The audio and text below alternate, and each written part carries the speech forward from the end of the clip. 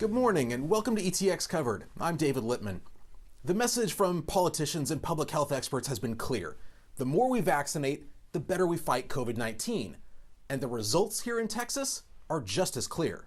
100 days have passed since Governor Greg Abbott completely reopened the state. Texas. And since then, the number of cases per day has dropped by 75%.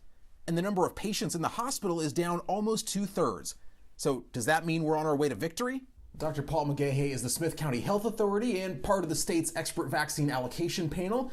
And he joins us now with the latest on both the vaccination effort and the virus. So thanks so much for coming back on ETX Covered. You bet. Good to be with you again, David. Well, Dr. McGaha, what's your general sense of how you think East Texas is doing when it comes to COVID-19 vaccinations? Well, I think we're doing well. I think it would be good to compare when it started Christmas Eve of 2020 with now. And we've given, tens of thousands of doses in the area, well over 100,000 doses, probably 35% or so plus somewhere north of there have been vaccinated. And think of the change between early January and now mid-June. It's just like night and day. And a large part of that is due to the vaccination.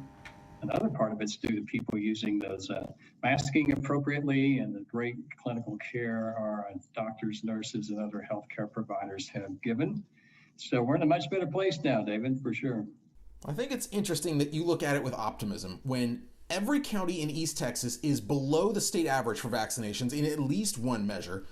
When you look at those numbers, how do you stay positive? We're in a better place, but there's definite room for improvement for sure. If you look outside of some of the larger counties like Smith, many are lagging, especially in East Texas, unfortunately, for various reasons. Some are still in the 20%. And we've talked about that a lot, what can be done. I know special outreach events have taken place there to make it more accessible. But, we're dealing with people with, transportation issues that don't go to the doctor anyway, in normal circumstances for preventive care. So there are some challenging and hard to reach populations. There's some misinformation that, we all know has been disseminated. So we are the area with the lowest rates of vaccination when it comes to the rural areas in East Texas. And there are notable exceptions to that, like Smith County and Gregg, but we have some room for improvement. So we can only go up from there. Well, what are some of those creative things, whether they're happening here in East Texas or elsewhere in the state, that seem like they're working? Well, I think, the area with the highest vaccination rates is down in the Rio Grande Valley along the border.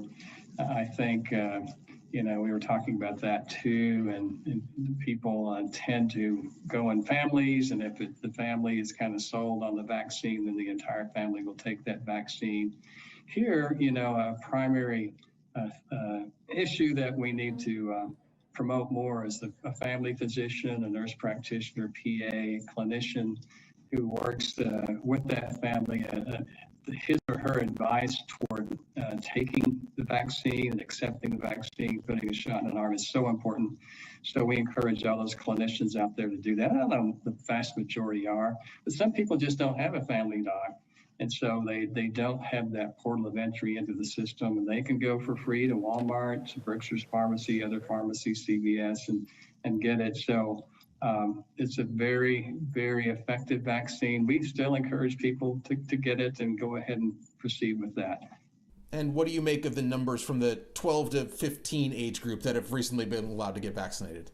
Yeah, that's right. The Pfizer has allowed individuals down to 12 years of age, and that's, it's been, the uptake on that could be better. In some areas it's more than others. I think as we go through into the summer and parents kind of contemplate what to do, that would be a great thing. We advise that too, moving into school, and at some point, perhaps later this year, that dosage will decrease to lower age groups. I'm not sure when it will get down to 2 and above, but I anticipate that will happen. I think that will be a great thing as we try to control this pandemic moving forward. Nationwide, we're seeing a growth in cases from the Delta variant of coronavirus. Do you know if it's here in East Texas? I know there have been a handful statewide, but have we seen any cases around here? I don't know of any of the Delta variant, that Indian variant that we have been hearing about is emerging in full force in England. That has delayed some of their full reopening. But the good news on that, should it arise here, we received some information yesterday from research that the mRNA vaccines, Pfizer, Moderna, and others do seem to be very effective against that Delta variant. So that's good news. And for the most part, those who have received the vaccine are protected. Now, they did stress using 2 doses for that. An individual should be fully immunized with those mRNA vaccines, the 2 doses, and that lends more protection against that Delta variant. What should our concern level be? Should we be really worried about the Delta variant coming here? I think we're trying to ramp up the surveillance, we call it, where we send samples to Austin or the state lab and look at that. I think eventually it will garner a greater share of our cases, and it is apparently more transmissible and can cause severe illness. So all the more, that's more incentive should it start spreading in our area to receive the vaccine, because the vaccines do work against it. So that's just one more reason to strongly consider vaccination if you have not done so already. Maybe I should back up a little bit. When it comes to these different variants of the coronavirus, you mentioned that Delta spreads faster and you can have more severe symptoms if you get it. Are they similar symptoms? How would someone know, or will they, if they have one of these variants of COVID-19? One would not know. I mean, the regular test would denote that individual has COVID. You'd have to do some specialized lab testing to know which variety. It's good for us to know as scientists and epidemiologists so we can tell what's transmitting through a community.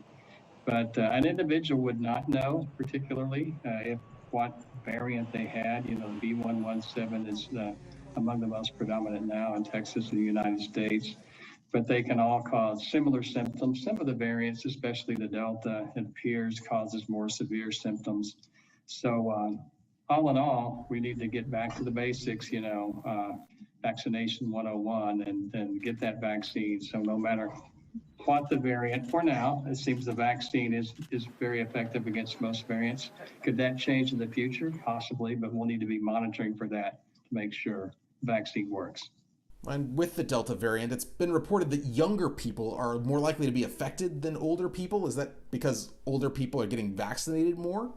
Well, I think I have read some notes about that younger populations are starting to have a higher percentage of infections, and that could be a function just of that a lot of the people 40 and older have received the vaccine. But to this point, for the most part, in fact, disease is less severe in younger populations. We don't want that to change. There could be a variant arise where that does change. But for now, with a notable exception, some young people, adolescents, young adults have gotten very sick. Some have passed away, unfortunately. But all the more, I think we in public health need to monitor the variants.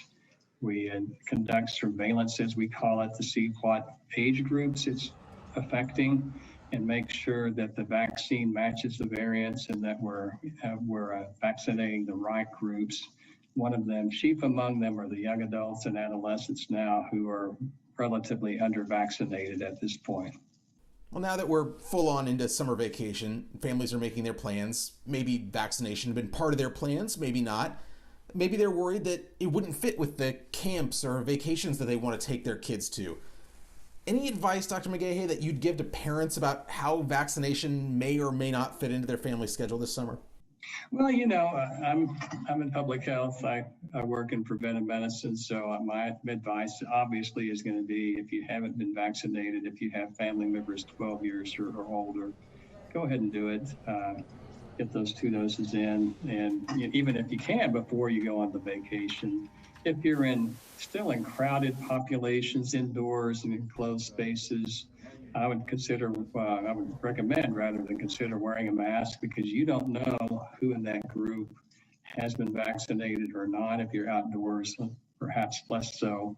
But even though you have protected to a high degree with that vaccine, why not, if you're out in a real crowded space, you don't know who's been vaccinated, you might want to go ahead and slip on a mask. But all in all, I think if people are vaccinated, they can very, very much enjoy their vacation and travel time. If not, then you need to be more careful for sure.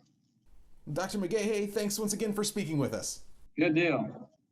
Okay, that sounds great, David. Thank you.